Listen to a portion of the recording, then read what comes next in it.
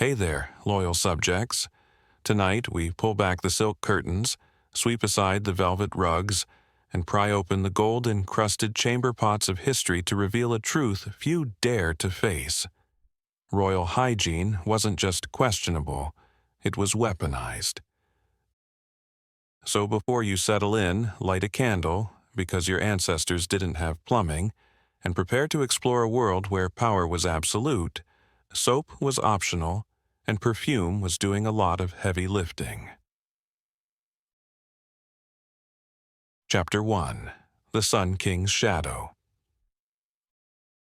Let's begin with the radiant center of France, Louis XIV, the Sun King, builder of Versailles, wearer of wigs, absolute monarch of musk, the man whose rule embodied control, spectacle, and scent. Louis XIV bathed twice in his entire life, and to his contemporaries that made him a man of extreme cleanliness. Let that sit for a moment. Twice, in over 70 years. Not a seasonal rinse, not a birthday scrub. Twice. And this was not considered barbaric. It was ahead of the curve. Why? Because in the 17th century, water wasn't refreshing. It was dangerous. Medical theory at the time leaned heavily on the idea of the four humors: black bile, yellow bile, blood, and phlegm. Keeping those in balance was considered the key to good health. Baths were believed to open the pores, which, if you believed the physicians, was like opening your body to evil spirits, cold air, and worse, miasma, bad air thought to carry disease. So instead of washing, Louis opted for linen, and lots of it. He changed shirts multiple times a day. His undergarments were scrubbed regularly, not for sanitation, but because the act of changing linen was believed to absorb impurities. Royal valets would rub him down with dry cloths, and sometimes even perfumed wine. The architecture of odor. Versailles, his monumental palace, was not built with hygiene in mind. It was built for optics. A 700-room hallucination in stone, gilded in gold and expectation. It had no running water, no real sewer system. The gardens were manicured with obsessive precision, but the interior corridors were perfumed cover-ups for decades of decay. One visitor in the late 1600s described it as the most beautiful thing I've ever smelled from a distance. The palace had secret latrines, but most people used whatever was nearby: a stairwell, an alcove, a decorative urn. The term chamber pot is generous. Sometimes it was just a corner and a prayer. And with no airflow, the scent of Versailles became a character of its own. Courtiers didn't just tolerate it, they adapted. The courtier's survival kit. In a place where the air was thick with rot and royalty, no one left their chambers without armor, olfactory armor, that is. The Versailles elite developed their own arsenals of smell-based survival gear, each item both fashion and filter. Pomanders were essential. These small perforated metal orbs dangled from belts or necklaces and were filled with clove, nutmeg, cinnamon, or marjoram. Some were simple wooden beads, others were intricate, gem-encrusted baubles that cost more than a servant's yearly wage. One duchess reportedly had a pomander shaped like a swan that opened mechanically to reveal 4 scent compartments, each for a different time of day. Handkerchiefs were rarely just fabric. They were doused in rose water, orange blossom, or vinegar, and carried everywhere. Some were perfumed with eau de toilette and folded into origami-like fans. In times of emergency, say the latrine hallway, courtiers held these to their faces like scented shields. One famous courtier, the Comte de la Rochefoucauld, carried a lemon-stuffed pomander and claimed it warded off both plague and poor conversation. His memoir includes the line, "Better the sting of citrus than the stench of gossip." Another popular tool was the vinaigrette. a tiny container with a vinegar-soaked sponge inside, often tucked into a ring, snuff box, or locket. When offensive smells became overwhelming, you simply opened the vinaigrette and inhaled sharply. Like sniffing salts, but with elegance. Etiquette itself began to evolve around these objects. Different scents signaled different moods. Civet or musk for seduction. Lavender for refinement. Bergamot for business. To smell improperly at a diplomatic dinner could be as damning as using the wrong fork, or voting against the king.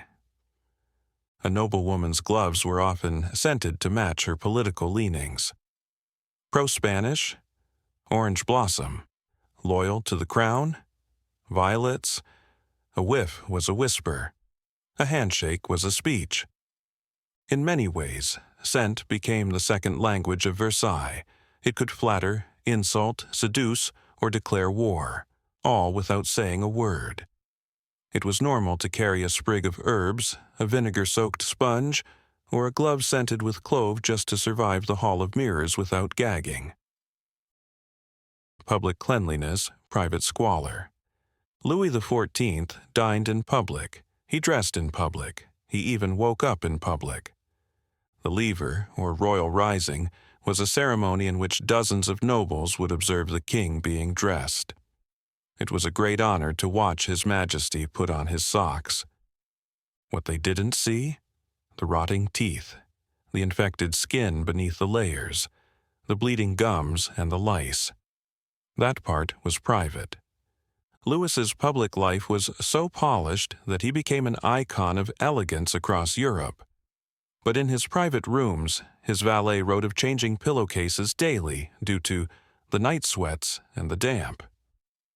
In one of the more surreal accounts, Louis reportedly once received a diplomatic letter while seated on his commode. The attending nobleman was honored to hand it to him. Because that's how power works. When you're king, even your bowel movements are policy. The cost of the illusion. It took hundreds of people to keep one man appearing clean. The scent economy of Versailles. The illusion of royal cleanliness didn't just require labor. It shaped entire industries. The Sun King's nose dictated not only his daily schedule but also the economic fate of towns, trades, and regions. Versailles didn't just smell like money. It printed it. At the heart of this economy was Grasse, a sleepy Provençal town that blossomed into the perfume capital of France during Louis XIV's reign. What started as a leather tanning hub became the beating heart of European fragrance. Royal demand for scented gloves, scented letters, scented everything drove innovation. Grasse began growing jasmine, orange blossom, tuberose, and fields upon fields of lavender, not for beauty, but for export. By the early 18th century, Versailles' perfumers weren't just blending oils, they were creating diplomatic currency. A noble couldn't show up to court without a signature scent. To do so would be like arriving at the opera naked. Florists flourished. Apothecaries doubled their rates. Wig merchants offered tiered scenting packages, base notes of civet or myrrh, layered with rosewater, then dusted with violet starch. One pamphlet from the era advertised wigs for war and peace, fragrance adjusted to the occasion. Every season had its smell. Spring was verbena, summer bergamot. Autumn came with cedar and clove. Winter, musk and desperation. And with demand came absurdity. A satirical gazette once reported, "Clove futures rose 20% after a duchess fainted from an unpowdered wig." Fake? Probably. Accurate? Emotionally, yes. The royal laundries used so much soap scented with almond and amber that entire boatloads were commissioned from Marseille. Meanwhile, Spain's bitter orange orchards boomed from their exclusive trade with French perfumers. Perfume recipes became guarded secrets. One perfumer, when asked about his blend, replied, It smells of loyalty and debt. Smelling good wasn't just fashion, it was fealty. If your scent didn't echo Versailles, it echoed rebellion. And if you dared to smell like yourself, well, that just wouldn't do. There were glove makers who scented leather with bergamot oil, perfumers who blended his cologne, then sprayed his wigs and furniture with it, laundresses who hand-scrubbed his sheets with almond soap. Each wig was baked in the sun to kill lice, then dusted with powder made of starch, flour, or crushed petals. One hairdresser noted that a single wig could absorb half a pound of scent and still smell like ambition and rot. Servants prepared Louise's signature cologne, Aqua Mirabilis, daily. It contained citrus peel, rosemary, alcohol, and lavender. It didn't kill germs, but it smelled like divine authority. The mirror of France. Louis XIV was more than a monarch. He was a living mirror, polished daily and held up to reflect an entire nation's idea of elegance. To understand Versailles, one didn't need to know policy or politics. They needed only to study the king's cuffs, his scent, and the sheen on his powdered face. His image shaped etiquette, grooming, and even domestic rituals across France. When Louis introduced a new cologne note, subtly shifting from neroli to bergamot, it didn't just affect his valet. Within a week, courtiers had updated their own blends, perfumers had adjusted their recipes, and the spice trade saw a measurable uptick in bergamot imports. Royal wig makers once noted that when Louis changed the way his curls were powdered, from lilac starch to iris root, dozens of nobles lined up the next day to follow suit. One merchant described the rush as a riot of scent, with men elbowing each other for a sniff of legitimacy. Women's fashion followed suit. If the king favored a lavender sachet beneath his pillow, suddenly Paris milliners were embroidering sprigs of lavender into hatbands. If the royal boots bore a trace of ambergris, entire shoemaking guilds adjusted their leather curing process. In this way, Louis was less a trendsetter and more a gravitational pull. The entire court orbited his preferences. His habits were doctrine. His preferences were law. Even silence held clues. If Louis arrived unscented one morning, perhaps ill, perhaps simply moody, it sent ripples through the palace. Was there scandal? A shift in alliance? Was the musk embargoed? In Versailles, to follow one's nose was to follow power. The ritual of the rot. Versailles had rules for everything, including rot. Underneath the gold brocade, the lace cuffs, and the shimmering wigs was a constant threat that someone, somewhere, might smell the truth. So, courtiers performed rituals not to eliminate decay, but to choreograph it. Wiping was ceremonial. Valets and maids used warmed cloths soaked in rosewater to gently dab beneath the arms and behind the knees. It didn't remove much, but it gave the illusion of effort. Court ladies practiced the petal press, in which they folded dried jasmine or marigold petals in a handkerchief and lightly tapped their décolletage, cheeks and wrists. The goal wasn't hygiene. It was distraction. Scenting wasn't optional. Every layer of clothing had its own fragrance. Undergarments were stored in lavender-lined drawers. Corsets were rubbed with orris root.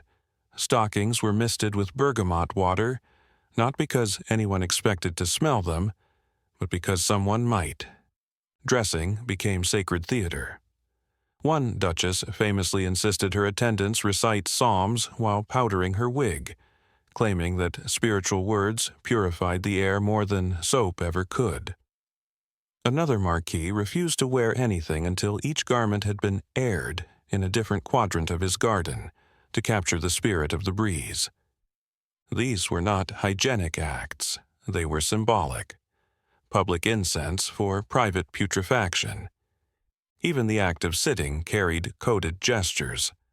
To lean too far to one side risked releasing the aroma of a neglected garment. To cross one's legs incorrectly could wrinkle a scented crease, releasing the musk all at once. Versailles wasn't just a palace, it was a pressure cooker, a powder keg, a perfumed lie held together by posture and poise. No one said it aloud, but everyone understood. The stink was always there. The trick was to convince others you didn't notice. A kingdom built on powder. Every courtier mimicked the king. If Louis refused to bathe, so did they. If he wore ambergris at breakfast, so did everyone else at dinner. To be close to him was to smell like him, and to smell like him was to be royal. In a time before mass printing or television, scent was propaganda. A noble might spend half their income on perfumes and scented gloves, because if they didn't, they'd smell like truth. And truth in Versailles was the one thing no one wanted whiff of. The aftermath. Louis reigned for 72 years. When he died, the embalmers worked overtime. His body, bloated and decaying in the heat, was doused in rosewater and placed in a sealed coffin. But the smell leaked. One courtier recorded, "The king lay still, his perfume struggling in vain." That was the legacy. Not just a monarch, but a myth in musk. And beneath the gold, the lace, and the carefully staged candlelight, there was sweat, sorrow, and a very long line of servants with scented cloths trying to keep up appearances. Chapter 2. The Scented Shield of Versailles. The solution to bad smells. More smells. Perfume wasn't a luxury, it was survival gear. By the time you got through a royal hallway, you had encountered about 9 different scents. Lavender sachets in windows, rosemary sprigs tied to tapestries, pomanders swinging from belt loops, and the ever-present musk clinging to wigs. If it had a scent, it was sprayed. If it didn't, it was soaked. Personal hygiene, that was outsourced to chemistry. Pomanders, tiny, ornate orbs filled with fragrant herbs, were carried by nobles in their hands, hung from belts, and dangled from neck chains like fashionable force fields. Some were filled with ambergris, a waxy substance from whale intestines, which was incredibly expensive and smelled like salty decay mixed with leather and citrus. To the 18th century nose, that was delightful. Men perfumed their gloves so heavily that sniffing another man's hand was practically a duel. In France, scented gloves were considered a sign of power. If your handshake left behind the smell of cinnamon and civet, people knew you had influence. Hair? Never washed, not even a little. Instead, powdered. The powder was often made of flour or starch mixed with crushed flowers or herbs. Rose for elegance, violet for youth, orris root for stamina. To apply it, servants used bellows to blow the powder into wigs like a blizzard of fake freshness. The result? An entire court that smelled like a bakery inside a greenhouse, and looked like someone dropped a wedding cake on their heads. The seasons of scent. Perfume at court wasn't chosen. It was curated by season, status, and mood. A scent wasn't just something you wore, it was something you timed. Like fashion, fragrance followed a calendar. Spring was for jasmine and orange blossom. Light, floral, innocent, but not too innocent. Jasmine carried just enough seduction to be interesting if someone leaned close. Summer leaned into citrus, bergamot, lemon verbena, and bitter orange. These were worn by royals and lower nobles alike, giving everyone an illusion of freshness despite the sweltering heat, sweat-stained corsets, and unventilated salons. Autumn meant resin. The court smelled of cedar, clove, myrrh, and spice. Letters reeked of cinnamon. Gloves were lined with crushed nutmeg. Even dogs were dabbed with frankincense before royal hunts. And winter? Winter belonged to musk. Heavy, animalic, intoxicating. It covered decay. It warned visitors that the palace had locked its windows and doubled its fabrics. One winter fragrance blend was reportedly so thick with ambergris and civet that a maid passed out while unpacking it. And then there was morning. Morning had its own scent palette: cypress, burnt rosemary, black pepper, a hint of soot for theatrical gravity. One courtier remarked, "It's not morning if you don't smell like cypress and regret." Even grief at Versailles had to leave a fragrant impression. Let's talk wig culture. Royal wigs weren't just fashion. They were identity, and they were filthy. Lice were a fact of life. Servants regularly combed through wigs to remove fleas, ticks, mites, and eggs. If you were lucky, the lice were only in the wig. If you weren't, they were in your eyebrows. To help with scratching, some nobles commissioned silver lice scratchers shaped like tiny cherubs or angels. These weren't jokes, they were daily necessities. And don't forget the powder itself. It built up over time, becoming cakey, sticky, and prone to attracting insects.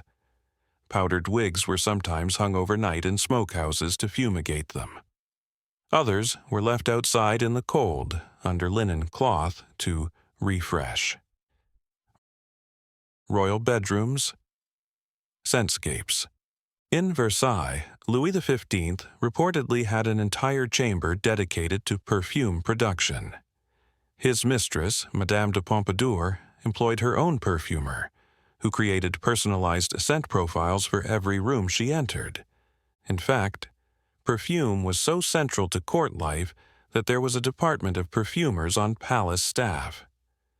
They created seasonal aromas, citrus blends in spring, cinnamon and myrrh in winter. You didn't just smell like royalty, you smelled on theme. Royal children were taught to apply perfume before they were taught to write. A clean child was a scented child. But behind the perfume, the powder, and the pomp, there was decay. The powdered wigs masked dirty scalps. The scents disguised body odor. The layers of makeup concealed sores, boils, and the lingering blush of untreated illness. Remember, this was the age of smallpox, syphilis, and tuberculosis, all invisible under rosewater and rouge. One court physician wrote, "The palace smells of frankincense, rot, and royalty." Another described a duchess's chamber as a shrine to violet and infection. But none of that mattered, because to the court, cleanliness was about appearance, not essence. And it was contagious, in the fashion sense. If the king switched to orange blossom water, the nobility followed. If the queen's chambers were freshly perfumed with verbena, merchants across Paris scrambled to bottle it. Perfume trends dictated trade. Entire ships were loaded with crates of rose petals, orris root, bergamot oil, and sandalwood to meet the royal demand. These weren't just smells. They were statements of power. When Marie Antoinette wore a new scent, it was said Paris smelled of it for weeks. And when a courtier failed to mask their own smell, it wasn't just an olfactory offense, it was political suicide. One anonymous pamphlet in the 18th century read, "The noble who reeks must be a fraud, for royalty should never stink." Perfume wasn't just a cover, it was armor. It kept you socially safe, medically safe, at least in theory. And above all, it made you desirable. A prince might court a noblewoman not with poetry, but by gifting her a perfume blend tailored to her birth month and family motto. Some courts even had perfumed ink for letters, because if a love note didn't smell like lemon blossom and lust, was it even worth reading? So next time you sniff a bottle of perfume, remember, you're not just inhaling scent, you're breathing history. And once upon a time, it was the only thing standing between a king and the stench of his own court. The solution to bad smells? More smells. Perfume was not a luxury, it was a survival tool. Royals bathed in rose water, metaphorically, carried scented gloves, and stuffed their sleeves with pomanders. Tiny orbs, filled with spices and herbs, meant to ward off both odor and illness. In Louis XV's court, perfume use became an art form. Whole rooms were scented for effect. A guest might walk from lavender in the morning salon to jasmine in the evening chamber. It was olfactory theater. And it had to be, because under the powder and pomade, things got ripe. Hair was rarely washed. Wigs were powdered, perfumed, and infested with lice. Some nobles had silver lice scratchers shaped like cherubs. Elegant, yes, but also itchy. And don't think this was a French problem. Queen Elizabeth I of England brushed her teeth with honey and soot. She had blackened gums and a breath like fermented sugar and flame. Royal dental care? Let's talk about that. Chapter 3. Smiles for the Crown. Dental hygiene was a royal disaster. Sugar was a symbol of wealth. Royals ate it by the pound, in jams, in pies, in medicines. It wasn't just food, it was fashion, luxury, and status served 3 times a day, and the results, catastrophic. Louis XIV suffered from chronic abscesses. His gums bled. His breath could reportedly clear a ballroom. One account claimed that courtiers subtly held handkerchiefs to their noses whenever the king spoke. Nobody dared mention it. Nobody had to. Eventually, Louis lost most of his teeth. He could barely chew and had to subsist on soft foods, purees, soaked bread, heavily sauced meats. He was the most powerful man in Europe and couldn't bite into an apple. And he wasn't alone. Toothbrushes existed, sort of. If you were lucky, you had one made of horsehair or boar bristles tied to a bone handle. But most nobles used rags, twigs, or chewed fragrant wood like licorice root. Others dipped cloth into wine or vinegar to swab the mouth. In England, Queen Elizabeth I reportedly used honey mixed with soot. The result, blackened teeth, inflamed gums, and breath like burnt syrup. Some recipes for tooth powder called for crushed eggshells, burnt bread, charcoal, or even ground-up bones. In Russia, one blend included powdered brick. Royal mouths were a battlefield, and none of them were winning. One physician advised, "After every meal, it is wise to rinse with rosemary water and chew cloves, lest the tongue rot." Helpful. When it came time to pull a tooth, things got worse. There were no dentists. You went to the barber, the surgeon, or whoever had the strongest grip and the fewest questions. Tools were simple: metal tongs, a small knife, maybe a wooden mallet. Pain relief? Alcohol, if you were lucky. Most times the extraction was done quickly, if not well. Blood was mopped with a cloth, and the wound was packed with herbs or wine-soaked linen. Some monarchs screamed, others passed out. All were expected to carry on with grace. Louis XV once had 2 molars pulled before breakfast. He still attended a ball that evening. Bad breath was everywhere. Sovereigns tried to hide it with herbs: parsley, mint, cloves, rosemary. Some chewed on orris root, the dried rhizome of an iris, used like a breath-freshening chewing stick. Others carried silver boxes of lozenges, sugar, musk, and crushed rose petals. In public, no one dared comment, but in private letters and journals, the truth was pungent. A noblewoman at Versailles wrote, "The Dauphin's smile is white, but it arrives with a wind of decay. Teeth were social currency. A full smile meant health, wealth, and youth. Portrait painters often avoided showing teeth, not for artistic reasons, but because they simply weren't there. When teeth did appear in paintings, they were idealized. The sitter's actual smile might have been a rotted mess hidden behind powdered lips. Some nobles had false teeth made from ivory, bone, or even other people's teeth, collected from battlefield corpses or poor citizens paid to part with molars. These were held in place with wires, wax, or gold threads. They worked about as well as you'd expect. One Habsburg archduke lost his bridge mid-banquet. It landed in a tureen of pheasant stew. The dish was not served. Tooth decay wasn't just painful, it was political. Monarchs who lost their teeth faced more than discomfort. They faced rumors. A ruler's face was currency. A clean, commanding smile was tied to strength, health, and divine favor. A rotten mouth meant weakness, and in some courts whispered treason.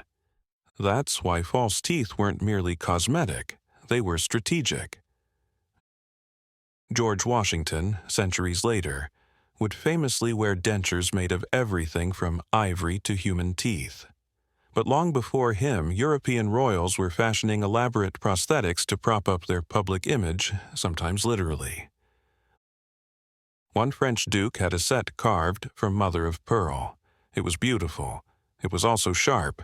He bled every time he smiled. He smiled anyway. Tooth rot changed diets and etiquette. Royal chefs created entire menus around soft foods, creamed vegetables, custards, stews so tender they collapsed on a spoon, pastries soaked in rosewater until they could be gummed down by a toothless archbishop. Certain meats were minced finely or pre-chewed by servants. That wasn't just a myth. There are records of valets mashing fruit and meat into paste for elderly dukes with no molars. At court banquets, special dishes were prepared for those missing teeth, marked discreetly with ribbons or gold-trimmed lids.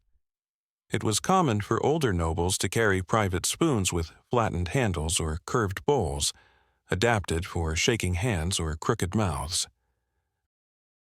Rituals of the rotten tooth. Tooth loss wasn't just a health hazard, it was a cultural event. In Versailles, the removal of a tooth could be theatrical, superstitious, and, if you were important enough, accompanied by a velvet curtain and a captive audience. Rumors tell of a semi-official event called Le Festival du Molar, held once a year for aging nobles and royal retainers too proud to book private extractions. Attendees wore black silk gloves, there was wine, there was applause. One memoir describes a duke who pulled his own molar mid-banquet and handed it to the king's physician wrapped in lace. The band played louder so the ladies wouldn't faint. But the eccentricity didn't stop there. Some nobles believed that burying a rotten tooth beneath a rose bush would restore beauty to the face. Others rubbed their decayed molars with pearls, believing the purity of the gem might cleanse the infection. One baroness had a necklace made from her husband's extracted teeth, which she wore to remind him not to bite with impunity. In Spain, it was whispered that if you burned a tooth on a silver spoon during a full moon, your next child would be born with a perfect smile. Did any of this work? Absolutely not. But in an age without Novocaine, rituals offered something just as precious, a sense of control over the inevitable rot. Tooth loss created fashion workarounds. Fans were popular not only for cooling, but for hiding the mouth. Speaking behind a fan became part of courtly flirtation. It also conveniently masked the results of years of sugar, soot, and terrible advice. Face powder was sometimes dusted over the mouth itself, whitening the lips to match the cheeks, giving the illusion of health even if nothing underneath was intact. Even speech changed. Some nobles adopted a deliberately slow, nasal cadence to disguise whistling teeth or leaking dentures. Royal teeth had their own lore. When Catherine de' Medici's son died in his 20s, some said it was the infection from a tooth pulled in haste. His tooth, according to legend, is still preserved in a velvet box in a Florentine archive. A German queen was buried with her teeth individually wrapped in linen. An inscription reads, "Let them find her whole." At least one Habsburg emperor demanded his teeth be gilded post-mortem, so that if they opened his tomb, his smile would outshine the rot. So yes, royals smiled. But behind those smiles were ruins, sweet-smelling, soot-rubbed, blood-streaked ruins. And when they grinned, it wasn't just ceremony, it was defiance.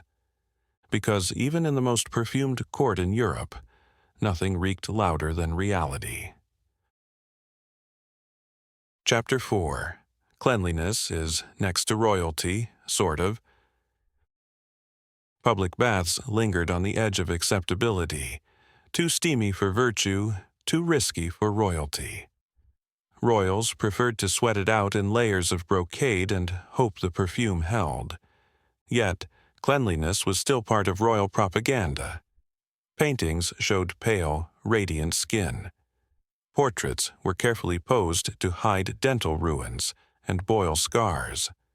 Behind the scenes, royal valets scrubbed backs with linen, wiped behinds with lace, and whispered reassurances as monarchs passed gas like cannons. Marie Antoinette had a perfumer on staff, a toilet chair upholstered in velvet, and a morning toilette routine that took hours. She may not have been clean, but she was styled. Even royal beds were arenas of illusion. Beds were grand not just in size, but in maintenance. Mattresses were stuffed with straw, feathers, or wool, but they were rarely changed.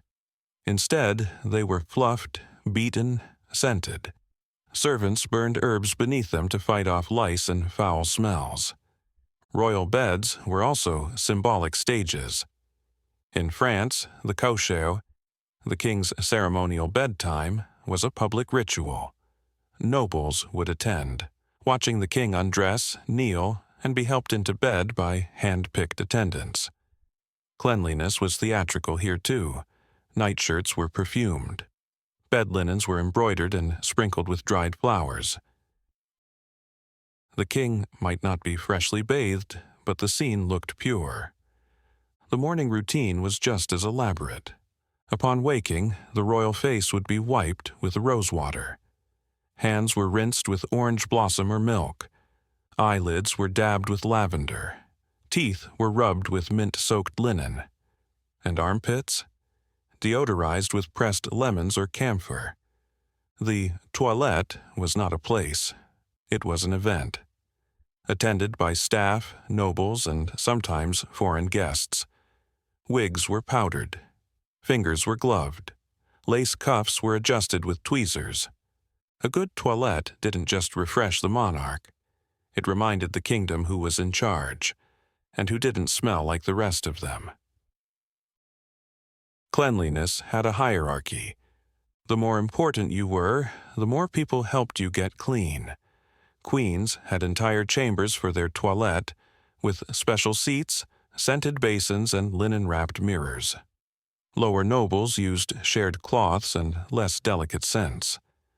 Servants did the hardest work, washing rags in cold basins, scrubbing undergarments, combing lice from seams. Their reward? Exposure to everything, and recognition from no one.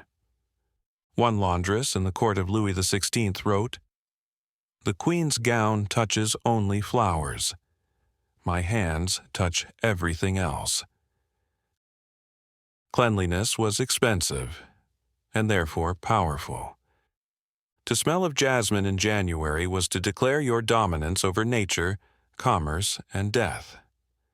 A perfumed monarch was a living miracle, not just fragrant but practically holy. To be clean in an unclean world was more than fortunate. It was divine branding. And as long as the branding held, no one needed to check behind the curtains or under the throne. Bathhouses existed, but they were considered dangerous, decadent, and often associated with scandal. Royals preferred to sweat it out in layers of brocade and hope the perfume held. Yet, cleanliness was still part of royal propaganda. Paintings showed pale, radiant skin. Portraits were carefully posed to hide dental ruins and boil scars. Behind the scenes, royal valets scrubbed backs with linen, wiped behinds with lace, and whispered reassurances as monarchs passed gas-like cannons. Marie Antoinette had a perfumer on staff, a toilet chair upholstered in velvet, and a morning toilette routine that took hours. She may not have been clean, but she was styled. Toilet rituals were theater. Royalty did not relieve themselves in private. They had designated furniture for it. The chaise percée, or pierced chair, looked like a throne, but with a hole in it. Cushioned, carved, embroidered, this was not a chamber pot. This was a statement. Courtiers were sometimes present during these moments. Yes, present. In some cases, high-ranking nobles were granted the honor of assisting a king or queen during their intimate occasions. These positions were highly coveted, because in royal courts proximity equaled power, even if it meant holding a perfumed cloth while someone else defecated. One attendant at Versailles noted in his diary, "His Majesty's movements were regular, a comfort to us all." The scented throne. If Versailles had a motto, it might have been, "Even the chamber pot must aspire to elegance." Commodes at court weren't crude or hidden, they were curated. Known as chaise percée or simply throne chairs, these were carved mahogany seats with embroidered cushions, gold leaf detailing, and a discreetly hinged lid that revealed a porcelain basin below. One belonged to Louis XV and was upholstered in red velvet, with fleur-de-lis embroidered across the cushion and a detachable lace privacy screen. It reportedly required 3 servants to transport, and 1 to spritz it with bergamot before each use. The king's personal scent valet, yes, that was a job, was tasked with freshening the throne area between uses. His tools included a sachet of dried lavender, a silver canister of powdered myrrh, and a long-handled fan. It wasn't just about comfort, it was about illusion. Perfume masked more than odor. It masked weakness, transforming discomfort into dominance and rot into ritual. The court didn't need to believe the king didn't defecate. They simply needed to believe he did it with style. A courtier once wrote, "His Majesty does not defecate, he unburdens with dignity." Noblemen had similar contraptions, some with built-in drawers for scented gloves, others with secret compartments for perfume flasks and spare handkerchiefs. One marquis reportedly engraved his commode with the phrase, "May all I leave behind smell of virtue." Perfume didn't mask the waste, it framed it. And in a palace where everything was political, even the smell of royal excretion was curated for the history books. Cleanliness became costume. Royal garments weren't just clothes, they were protective barriers. Bodices lined with lavender. Waistcoats stiff with camphor sachets. Even shoes were stuffed with cloves to mask foot odor. Clothes were rarely washed. Instead, they were aired. A nobleman's coat might be worn dozens of times and never see soap. Instead, it would be brushed, dusted, and scented with oils. Bathing garments existed, linen robes worn during ceremonial scrubbing. But actual soap and water? Rare, and usually reserved for illness or scandal or marriage. Water had moral baggage. In some courts, frequent bathing was linked to promiscuity. clean skin implied idle time, vanity, or worse, pleasure. Which is ironic, considering how many royal mistresses made their fortune in scented baths. Cleopatra's legendary milk baths became fashionable in France for a brief time. Nobles would soak in donkey milk, often sour, believing it smoothed wrinkles. Others bathed in vinegar, beer, or wine. Not to be clean, to be young. Cleanliness was aesthetic, not hygienic. Royal children were trained early. From infancy, they were swaddled in scented cloths. Nurses wiped their faces with rose water. Boys were taught to powder their wigs. Girls were taught to powder their feet. A child smelling of garlic or sweat was seen as a parental failure. One royal governess insisted her charges inhale thyme-infused steam each morning to fortify the breath. Another preferred clove oil drops on the tongue, effective but nauseating. Illness revealed the cracks. When a plague or fever swept the palace, cleanliness rituals often collapsed. Perfume gave way to panic. Rooms once filled with lilies reeked of fear and vinegar. During outbreaks, servants boiled vinegar and waved burning herbs in doorways. Some monarchs fled. Others locked themselves in. But even then, the idea of appearing clean persisted. If a king died of smallpox, his corpse was powdered. If a queen vomited from dysentery, the smell was masked with incense. It didn't matter how she felt. It mattered how she was remembered. Even death had a routine. The dead were washed, scented, posed. Their clothes were steamed. Their bedsheets changed. Visitors came not to mourn, but to admire. Louis XIV lay in state for days. Though his body decayed, his attendants powdered his cheeks and refreshed his perfume hourly. Scent was the crown's last defense, against rot, rumor, and reality, because a royal does not rot. He reclines. So, was cleanliness next to royalty? Only if it was well lit, perfectly powdered, and accompanied by applause. Because in royal courts, hygiene was never about health. It was about illusion, ceremony, power, and nothing shines brighter than a king's reflection, especially when the mirror is spotless and no one dares look too close. Bathhouses existed, but they were considered dangerous, decadent, and often associated with scandal. Royals preferred to sweat it out in layers of brocade and hope the perfume held. Yet, cleanliness was still part of royal propaganda. Paintings showed pale, radiant skin. Portraits were carefully posed to hide dental ruins and boil scars. Behind the scenes, royal valets scrubbed backs with linen, wiped behinds with lace, and whispered reassurances as monarchs passed gas like cannons. Marie Antoinette had a perfumer on staff, a toilet chair upholstered in velvet, and a morning toilette routine that took hours. She may not have been clean, but she was styled. Chapter 5. The Twist, Masking Power with Musk. So here's the twist. Hygiene wasn't just about health, it was about image. The smell of a king was curated. His breath, his hair, his robes, every layer was political theater.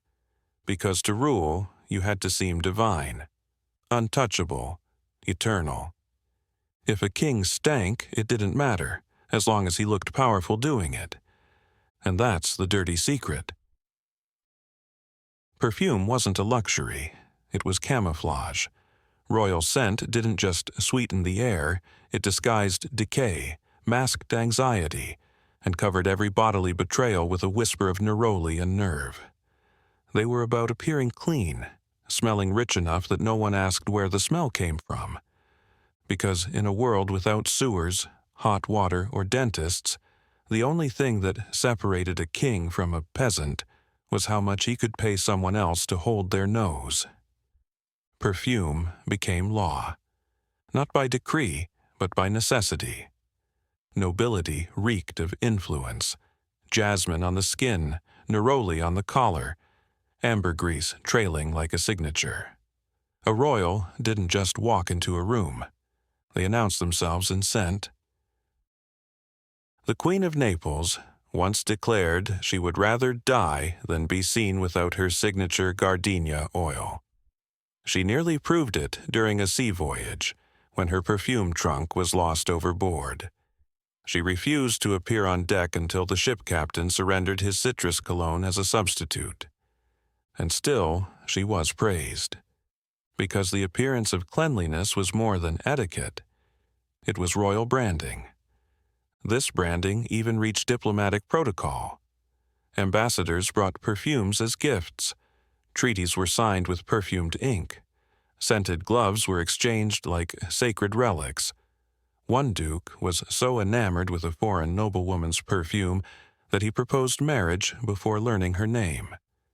She declined. It wasn't about the man, it was about the musk. Behind the fragrance, boils, fleas, foul breath.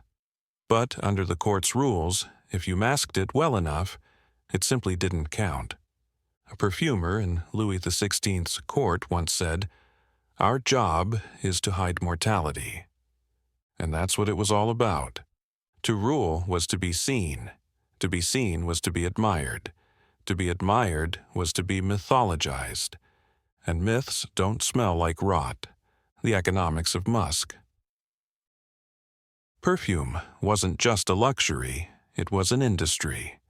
A kingdom's signature scent might be harvested in Morocco, refined in Grasse, bottled in Paris, and worn in Vienna.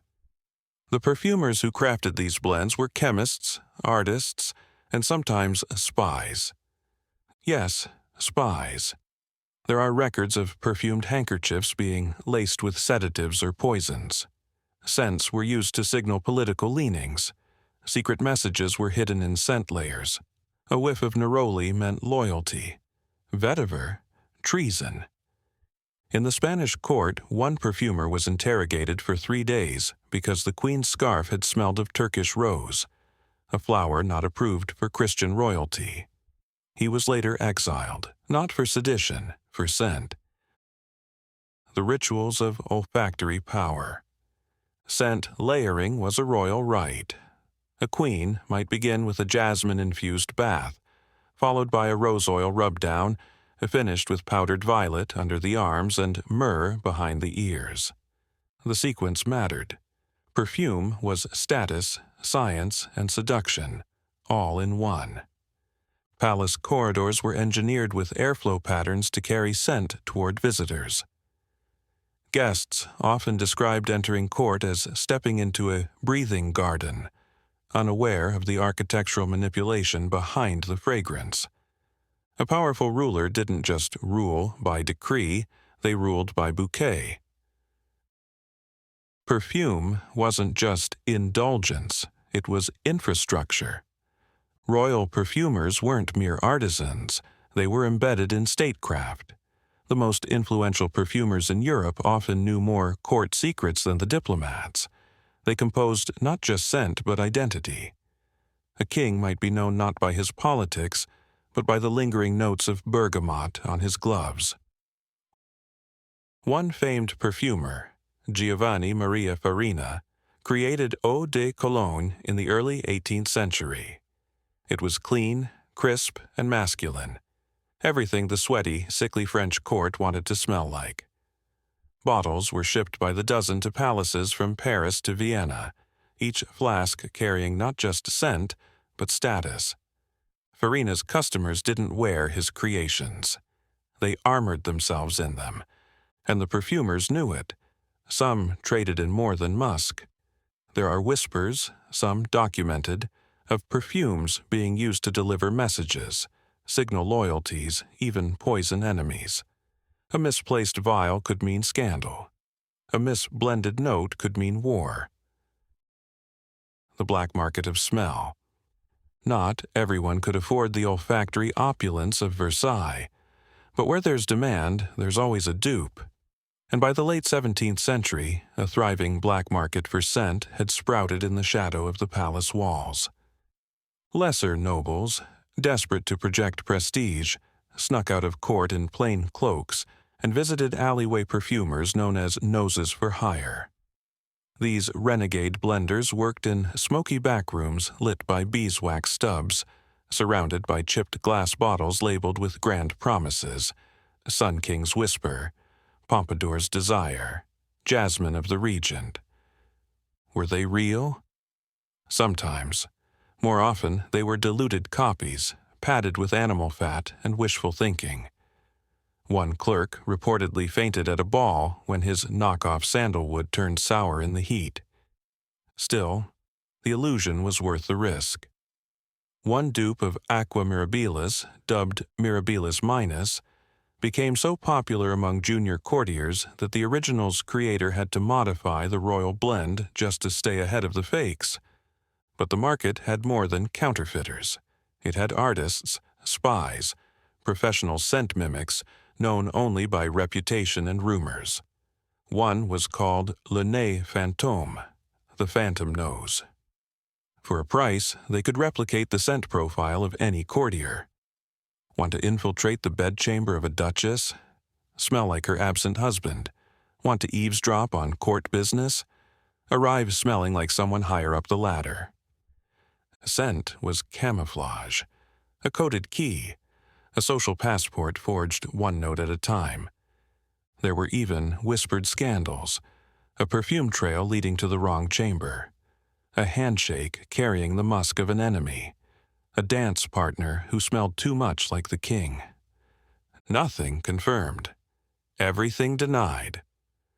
Because in a world where perfume was politics, control over scent meant control over truth. And the nose always knew. The ritual of reapplication. To stay fragrant was to stay relevant. Royal balls weren't just about dancing. They were olfactory marathons. Courtiers vanished between waltzes to repowder wigs, rescent gloves, and dab violet tincture behind the knees. Ladies carried scented fans not just to cool, but to create small clouds of influence with every flick. Some nobles swore by a 4-layer perfume ritual: base oil, floral mist, powdered sachet, and finishing tincture. To mislayer was to risk social death, or worse, olfactory mutiny. One court letter recounted a scandal in which a duchess's scent was too strong. She arrived before her name was called, the letter noted, and lingered in the walls long after her exit. Public fragrance, private rot. What the people smelled wasn't the monarch, it was the myth. Take Louis XV, known as Le Bien-Aimé, the well-beloved. His signature blend, heavy with orange blossom and amber, became so popular that it was replicated and sold in shops across France. But behind the closed curtains of Versailles, the king suffered from a range of ailments, including skin disorders that made him flake and itch beneath his lace. The scent was legend. The man was a rashy, patchy, perfumed contradiction. Even queens weren't spared. Their scents were scrutinized as political statements. If a royal consort wore a scent associated with a foreign flower, say jasmine from India, she risked accusations of being unpatriotic. So perfumes were curated by region, by season, by alliance. A scent could signal court loyalty or sedition. Global trade, global power. Colonial expansion wasn't just about spices and silk. It was about smell. Royal perfumes drew from every corner of empire. Vetiver from India, sandalwood from Sri Lanka, frankincense from the Arabian Peninsula. These scents weren't just exotic. They were imperial declarations bottled in crystal. To inhale them was to inhale conquest. In effect, a royal perfume was a map, a kingdom distilled. And the more exotic the ingredients, the more powerful the wearer appeared. That the sourcing of these materials was brutal, bloody and colonial, irrelevant to the nose. The court did not smell politics, only prestige. The royal nose. If the king's word was law, his nose was legend. In the perfumed labyrinth of Versailles, scent wasn't just camouflage. It was power. And no one had more olfactory authority than the sovereign. It was said that Louis XIV could detect disloyalty by the whiff of musk clinging to someone's collar. His sense of smell wasn't just refined, it was mythologized. He didn't need spies, he had his nose, scent as status sensor. The court believed the royal nose was attuned not just to odors, but to omens. A noble's cologne was a report card. If you wore too much, you were insecure. Too little? Arrogant. The wrong note? Seditious. In one recorded anecdote, a courtier appeared at breakfast wearing a hint of sandalwood, a note associated with Spain. Louis said nothing. But by lunch, the man's name had been removed from the hunting list. By dinner, he had requested a leave of absence. No accusations, no confrontation, just exile by bouquet. Even the staff was held to these standards. Kitchen boys wore sachets of lemon balm around their necks. Stable hands were forbidden from approaching the main palace unless doused in vinegar and thyme. If a servant smelled of onions or smoke, it was considered an act of defiance. The nose knows. The king's perfumer, known as le nez du roi, held a position equivalent to a foreign minister. He didn't just make scent, he interpreted it. He might say, "The Duchess is nervous. I smell clove beneath her gloves." Or, "The ambassador is lying. He reapplied bergamot too late in the day." This wasn't superstition. It was Versailles logic. If you couldn't smell intention, you weren't fit to rule. Le Nez traveled with the king, maintained a locked cabinet of rare oils, and was forbidden from drinking wine, lest his tongue dull and take his nose with it. There was even a ritual known as the sixth note ceremony, where perfumers would present an unseen vial to the king each month. He would sniff it, eyes closed, and pronounce judgment. Acceptable. Overdone. Treasonous. If the scent failed to inspire, it was burned before the court. A nose by appointment. Not every nose belonged to the king. Some were rented. A secret caste of courtiers emerged, known unofficially as noses for hire. These men, and occasionally women, had extraordinary scent recall and could identify a person's presence hours after they had left a room. Some were born with the gift. Others were trained, blindfolded in flower fields, dunked in spice vats, or sent to memorize the smell of 1,000 wigs. They served as scent advisors, espionage agents, and matchmakers. One such nose, Alphonse le Silencieux, was paid handsomely to determine if a new mistress smelled like ambition or affection. His answer, amber, with regret. The affair was cancelled. Another, known only as Mademoiselle Hyacinthe, was rumored to wear no scent herself. Her neutrality was sacred. She could enter a room and catalogue the politics with a single inhale. Perfumed espionage. Versailles ran on secrets, and many of them smelled suspiciously like betrayal. There were documented cases of poisons laced into perfume oils.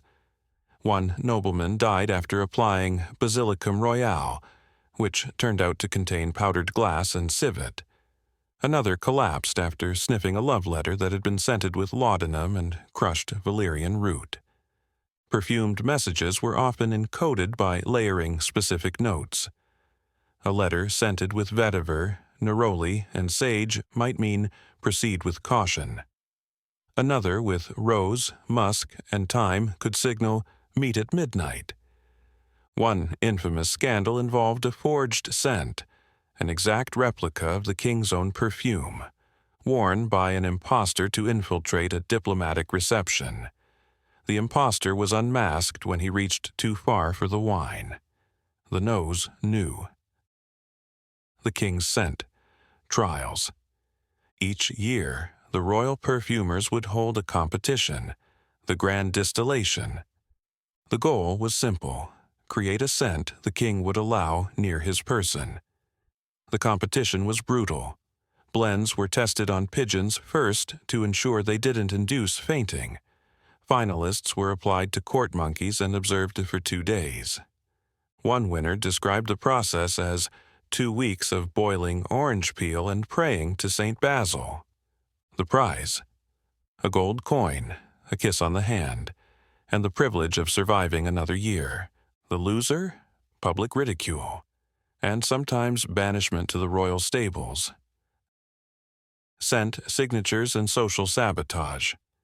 Every courtier had a scent signature, a combination so unique it was as recognizable as handwriting. Losing your perfumer was social death. Borrowing someone else's, a scandal. But that didn't stop sabotage. Once, a lady's maid replaced her mistress's signature violet sachets with bitter almond oil. The resulting confusion at a masquerade ball led to 2 duels, 1 scandalous engagement, and an emergency scent tribunal.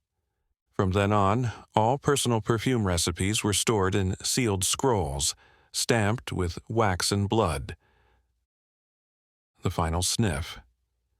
When Louis XIV died, his body was swaddled in linen and cedar, but before the coffin was sealed, the royal perfumer leaned close. Witnesses say he sniffed once, stood upright, and declared, "He dies as he ruled, strong and unmistakable." The court wept, not from grief, but because they had to learn how to smell like themselves. Chapter 6. The Scrubbed and the Damned. Royal hygiene was not a private matter. It was a spectacle, a symbol, and sometimes a political threat. Now that we've powdered the wigs, perfumed the letters, and powdered over the pus, it's time to go beyond the mirrors and musk to explore what happened when hygiene really mattered. When cleanliness was no longer a game of appearances, but an issue of life, death, and social survival. Because if a king smelled like God, what happened when he smelled like everyone else? Scandal smelled different. When a monarch's odor couldn't be concealed, it wasn't just a faux pas, it was ammunition. In the court of Louis XVI, rumors of Marie Antoinette's dampness became an undercurrent in the growing critique of royal excess. If she could afford diamonds but not deodorant, what hope was there for the rest of France? Satirists painted her with wilted roses beneath her arms. One pamphlet claimed she wore ambergris, not for elegance but for concealment. The nobles laughed, the people seethed. Scent, once divine, became suspect. When Versailles reeked, it wasn't just an insult, it was an indictment. The perfumed monarchy was collapsing under the weight of its own stench. Clean rebels, dirty courts. During the Enlightenment, thinkers like Voltaire and Rousseau began emphasizing nature, health, and rational cleanliness. Bathing, once considered suspicious, became chic among intellectuals. Philosophers soaked. Nobles sweated. The palace preened. But outside the gates a new cleanliness was brewing, one that wasn't about musk, but water. Clean became revolutionary. A Paris salon host once greeted guests with, "I washed today." I read Montesquieu, which was more dangerous. For revolutionaries, washing became a gesture of defiance. To bathe was to reject illusion. To scrub was to strip power of its perfume. They wore simple linens, brushed their hair without powder, and passed around mint leaves instead of pomanders. Some Jacobins even banned scented powders at meetings. If your wig smelled of roses, your politics were suspect. servants, scribes, and the soap makers. Let's not forget who actually made the illusion work. The washerwomen who boiled linen until their hands blistered. The perfumers who risked mercury poisoning to keep court wigs silver. The surgeons who lanced royal boils behind velvet curtains while chamber musicians played louder. In London, entire neighborhoods were dedicated to soap production. In Seville, apothecaries distilled rosewater by the gallon. These weren't just trades, they were foundations of monarchy, and they weren't blind. A soap maker's apprentice once wrote, "I scoured the Duke's lace shirt while he sentenced men to hang. The powder would not lift, neither would the blood." Cleanliness had an underclass, and they remembered. Soap as symbol. As revolutions spread and empires fell, soap emerged as a token of enlightenment. Napoleon promoted public bathing and hygiene as a civic duty. In newly built French barracks, soldiers were issued soap alongside weapons. In England, Queen Victoria's reign saw a surge in soap advertisements, tying cleanliness to morality, whiteness, and empire. Civilized became synonymous with washed.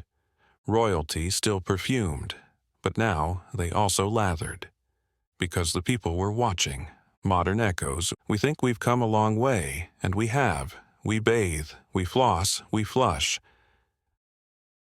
But ask yourself, do we still judge based on scent? Still package power in clean white smiles and lavender branding?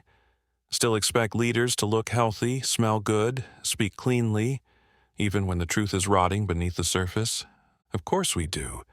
Because cleanliness, then and now, has never really been about hygiene. It's about who can afford to appear pure. Political campaigns still feature dental veneers and white linen. CEOs still wear cologne that costs more than their employees' rent. News anchors are powdered until their pores vanish. Clean still equals trust. Perfume still equals polish. And the dirty work? Still left to someone else. So scrub your face, brush your teeth, mist your pillow. But don't forget who taught you that clean equals good. It wasn't your doctor, it was your king. And he only bathed twice. Royal hygiene was not a private matter. It was a spectacle, a symbol, and sometimes a political threat. Now that we've powdered the wigs, perfumed the letters, and powdered over the pus, it's time to go beyond the mirrors and musk to explore what happened when hygiene really mattered. When cleanliness was no longer a game of appearances, but an issue of life, death, and social survival. Because if a king smelled like God, what happened when he smelled like everyone else? Scandals smelled different. When a monarch's odor couldn't be concealed, it wasn't just a faux pas, it was ammunition. In the court of Louis XVI, rumors of Marie Antoinette's dampness became an undercurrent in the growing critique of royal excess. If she could afford diamonds but not deodorant, what hope was there for the rest of France? Satirists painted her with wilted roses beneath her arms. One pamphlet claimed she wore ambergris not for elegance but for concealment. The nobles laughed, the people seethed. Clean rebels, dirty courts.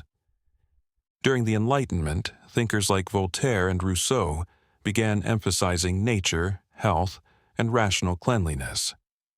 Bathing, once considered suspicious, became chic among intellectuals. Philosophers soaked, nobles sweated, the palace preened. But outside the gates a new cleanliness was brewing, one that wasn't about musk, but water. Clean became revolutionary. A Paris salon host once greeted guests with, "I washed today." I read Montesquieu, which was more dangerous. Servants, scribes, and the soap makers. Let's not forget who actually made the illusion work. the washerwomen who boiled linen until their hands blistered, the perfumers who risked mercury poisoning to keep court wigs silver, the surgeons who lanced royal boils behind velvet curtains while chamber musicians played louder. In London, entire neighborhoods were dedicated to soap production. In Seville, apothecaries distilled rosewater by the gallon. These weren't just trades, they were foundations of monarchy. Cleanliness had an underclass, and they remembered. Modern echoes. We think we've come a long way, and we have. We bathe, we floss, we flush. But ask yourself, do we still judge based on scent? Still package power in clean white smiles and lavender branding? Still expect leaders to look healthy, smell good, speak cleanly, even when the truth is rotting beneath the surface? Of course we do, because cleanliness, then and now, has never really been about hygiene. It's about who can afford to appear pure. So, scrub your face, brush your teeth, mist your pillow. But don't forget who taught you that clean equals good. It wasn't your doctor, it was your king, and he only bathed twice. Final thoughts. Roses, rankness, and rule. So, what did we learn? That beneath every polished court portrait was a mouthful of rot. Beneath every silk waistcoat, a chest damp with sweat. And beneath every cloud of perfume, a reality too pungent to rule without help. Royalty wasn't clean, it was curated. The history of royal hygiene is less a story of soap and more a masterclass in narrative control. These weren't just kings and queens. They were walking illusions, swaddled in scents and stitched into stories that denied decay. And yet, they ruled, because they knew something modern influencers, politicians, and CEOs still know. Looking clean is sometimes more important than being clean. In the end, hygiene wasn't just about keeping up appearances. It was about maintaining a power structure where purity was for the powerful and mess was for the help. A world where the ability to smell nice could mean the difference between being feared, loved, or forgotten. So the next time you catch a whiff of expensive cologne or scroll past a glistening skincare ad, remember, this isn't new. To inhale court perfume was to breathe in power, debt, and denial. Scent became the script, and everyone played their part. This is the latest chapter in a centuries-old story written in musk, powder, and plausible deniability. Your ancestors didn't bathe, but they understood the power of a good impression. And sometimes that's all it takes. Because in royal courts, and perhaps in ours too, the nose knows. And what it doesn't know, someone else is paid to hide. Sleep, sweet, powdered sovereigns. May your legacy be fragrant, and your chamber pots forever off camera.